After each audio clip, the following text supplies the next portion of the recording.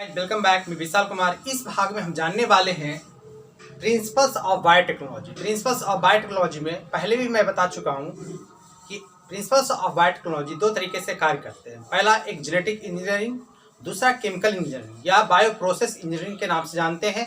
पहला जो है आपका जेनेटिक इंजीनियरिंग के माध्यम से क्या किया जाता है, जो जेनेटिक मटेरियल होते हैं, जेनेटिक मटेरियल का मतलब डीएनए और आरएनए होते हैं, उसको क्या कर दिया जाता है, अल्टर कर दिया जाता है। यानी कि जेनेटिकली जो सेटअप है उसको अदल बदल दिया जाता है, इंसर्शन कर दिया जाता है या डिलीशन कर दिया जाता है ना।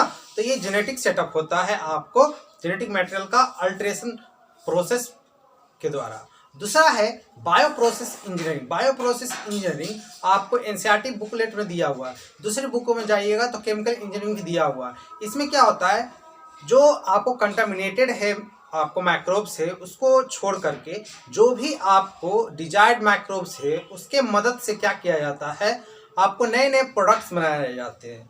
क्या बनाए जाते हैं? प्रोडक्ट्स बनाए जाते हैं, काफ़ी क्वांटिटीज नंबर में बनाए जाते हैं जो यूकैरियोटिक ऑर्गेनिज्म के लिए काफ़ी हेल्पफुल हो। ओके, जैसे आपको एंटीबायोटिक्स बनाई जाती है, वैक्सीन्स बनाई जाती है और यहाँ तक कि इंजाइम्स भी अलग अलग तरीके के प्रकार के बनाए जाते हैं, है ना। तो हम है आपको मैं पढ़ा रहा हूँ principles of biotechnology. Principles of biotechnology में हमें जानना है कि आखिर फादर कौन है, बायोटेक्नोलॉजी का फादर किन्हें कहा जाता है ना। तो करोली इर्की एक साइंटिस्ट है। करोली इर्की को क्या कहा जाता है, फादर ऑफ बायोटेक्नोलॉजी के नाम से जाना जाता है, जबकि फादर ऑफ जेनेटिक इंजीनियरिंग के नाम से पॉल बर्ग को जाना जाता है। किन्हें कहा जाता है? पॉल बर्ग, है ना। क्यों कहा जाता है पॉल बर्ग? क्योंकि पॉल बर्ग ने 1972 में यानी कि 1972 में क्या किया, एक वायरस ऐसा वायरस था जो बैक्टीरिया के अंदर चला जाता है, उसे बैक्टीरियोफाज कहा जाता है। तो बैक्टीरियोफाज को वायरस को यानी कि एक वायरस को बैक्टीरिया में पुट किया था। किसकी मदद से? लैम्डाफाज की मदद से। लैम्डाफाज जो था आपको ये भी वायरस था, एक वायरस की मदद से SV40 वायरस को किसमें पुट किया? बैक्टीरियम में, यानी कि एक सिंगल बैक्टीरियम में, है ना। तो ये इस प्रोसेस जो है, यह प्रोसेस जो है पॉल बर्ग के द्वारा अपनाया गया था। सबसे पहले आपको 1972 में यह प्रोसेस किया गया था। इसके कारण पहली बार जो है आपको बायोटेक्नोलॉजी के स्तर में काफ़ी सुधार होने लगी, यानी कि शुरुआत पहल होने लगी अगर देखा जाए तो। इसीलिए पॉल बर्ग को आपको 1972 में किए गए कारनामे के चलते इन्हें क्या कहा जाता है, फादर ऑफ बायोटेक्नोलॉजी के नाम से जानते हैं। ठीक है, आगे है फिर आपको दूसरी जगह 1972 में दो साइंटिस्ट थे, एक स्टैनले कोहेन और हर्बर्ट बोयर, है ना।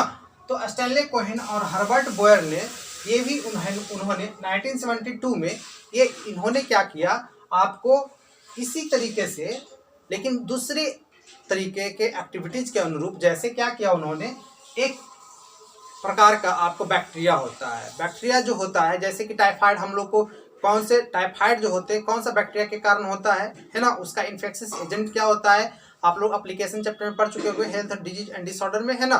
तो आपको मैं कह रहा हूँ कि टाइफाइड किसके कारण होता है, तो साल्मोनेला टाइफूमोरियम, है ना। तो साल्मोनेला टाइफूमोरियम के द्वारा क्या होता है आपको, दैट इज टाइफाइड होता है। तो उन्होंने क्या किया, हर्बर्ट बोयर और स्टैनले कोहेन ने क्या किया, टाइफाइड का डीएनए काट करके ले लिया, यानी कि काट करके डीएनए को कट करके, है ना, आपको रिस्ट्रिक्शन एंजाइम की मदद से, मॉलिक्यूलर सीजर्स की मदद से, रिस्ट्रिक्शन एंजाइम को दूसरी भाषा में मॉलिक्यूलर सीजर भी कहा जाता है। तो मॉलिक्यूलर सीजर के माध्यम से कट करके उन्होंने उसको इंट्रोड्यूस किया किसमें, एक प्रकार के बैक्टीरिया, यानी कि किसमें, इश्चेरिचिया कोलाई में। इश्चेरिचिया कोलाई में उन्होंने क्या किया, इंट्रोड्यूस किया।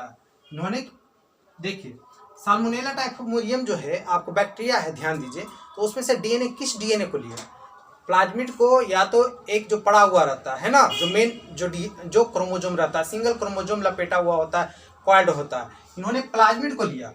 साल्मोनेला टाइफूमोरियम प्लाज्मिड को लिया। प्लाज्मिड जो होता है आपको, जैसे कि मान लेते हैं साल्मोनेला टाइफूमोरियम एक बैक्टीरिया है, मान लीजिए साल्मोनेला टाइफूमोरियम एक बैक्टीरिया है, तो इसमें जो होगा ये क्रोमोजोम है, जबकि आपको इस तरीके से आप तो जानते ही हैं कि बैक्टीरिया एक ऑर्गेनिज्म है और उसके अंदर भी क्या पाया जाएगा, आप लोग जानते हैं, साइटोप्लाज्म।